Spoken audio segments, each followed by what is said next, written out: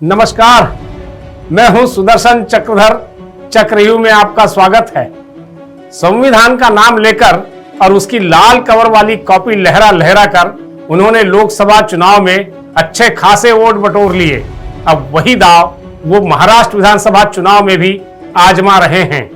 क्या काठ की हांडी बार बार चढ़ेगी? क्या कांग्रेस सुप्रीमो राहुल गांधी संविधान की आड़ में वोटों के जुगाड़ में वाकई सफल होंगे? आइए जानते हैं। कांग्रेस के महामहिम राहुल गांधी कल नागपुर आए और उन्होंने पवित्र दीक्षा भूमि जाकर प्रणाम किया, फिर संघ भूमि जाकर बीजेपी और आरएसएस पर जोरदार हमला कर दिया। कुछ लोगों को यह खटक गया, लेकिन कई लोगों की नजर में यह अच्छा हो गया। मगर हमारा सवाल है कि राहुल गांधी ने महाराष्ट्र विधानसभा चुनाव में भी लोकसभा चुनाव वाला जाति जनगणना कराओ, आरक्षण सीमा बढ़ाओ तथा संविधान बचाओ वाला दाव ही क्यों चला? क्या उनके पास इसके अलावा महायुति के खिलाफ कोई दूसरे मुद्दे नहीं हैं? क्या वे और कोई नैरेटिव स्थापित नहीं कर सकते थे? लेकिन नहीं, उन्होंने गत आम चुनाव में आजमाए हुए अपने तीनों पुराने मुद्दों पर ही दाव लगा दिया। आखिर क्यों?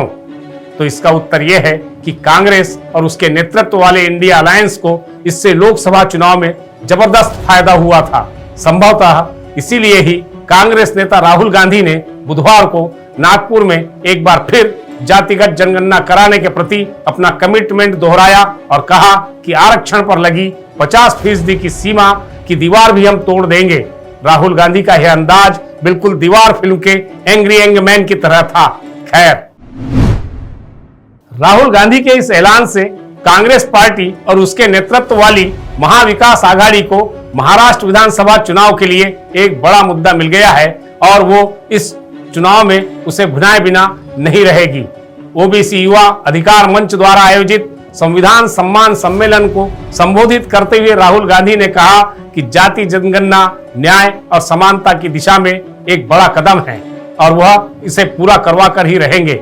राहुल ने कहा कि इस प्रक्रिया से दलितों, अन्य पिछड़ा वर्गों और आदिवासियों के साथ हो रहे अन्याय का पता चल सकेगा। राहुल के अनुसार जाति जनगणना कराने से सब कुछ स्पष्ट हो जाएगा कि किन किन के पास कितनी कितनी ताकत है और उनकी भूमिका क्या है।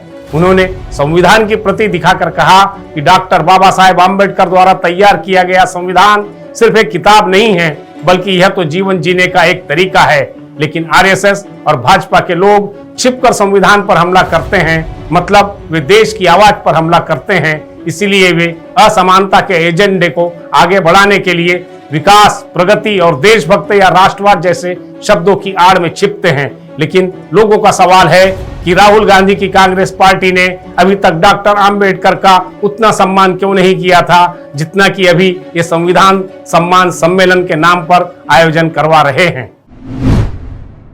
नागपुर के संविधान सम्मान सम्मेलन में हजारों लोगों के अलावा 200 से अधिक वो विशेष नागरिक भी शामिल हुए जो विभिन्न सामाजिक संगठनों, गैर सरकारी स्वयंसेवी संगठनों और सामाजिक निकायों के सदस्य हैं और जो लोगों के बीच समान अधिकारों के लिए काम करते हैं। इसके अलावा असंख्य कांग्रेस कार्यकर्ताओं और पदाधिकारियों ने भी हिस्सा लिया, मगर इस कार्यक्रम में कांग्रेस के प्रदेश अध्यक्ष नाना पटोले कहीं नजर नहीं आए। क्या उन्हें जानबूझकर दूर रखा गया था या उन्होंने स्वयं होकर इस संविधान सम्मेलन से दूरी बना ली थी? अगर ऐसा है तो यह कांग्रेस में बढ़ती अंदरूनी कलह का ही स्पष्ट संकेत है, जो आने वाले चुनाव में उनको और तकलीफ में डाल सकते हैं। हालांकि यह सम्मेलन गैर राजनीतिक और विशुद्ध रूप से संविधान समर्थित ही था, जिसमें राहुल गांधी को छोड़कर कोई भी कांग्रेस नेता मंच पर नहीं बैठा था। लेकिन संविधान बचाने की आड़ में भाजपा और आरएसएस पर राहुल गांधी द्वारा किए गए जोरदार हमले का उद्देश्य स्पष्ट था, यानी साफ है कि महाराष्ट्र में चुनाव है, इसीलिए ही राहुल को संविधान से लगाव है। आज के चक्रव्यूह में बस इतना ही। अगली बार फिर किसी नए मुद्दे पर करेंगे चर्चा। नमस्कार।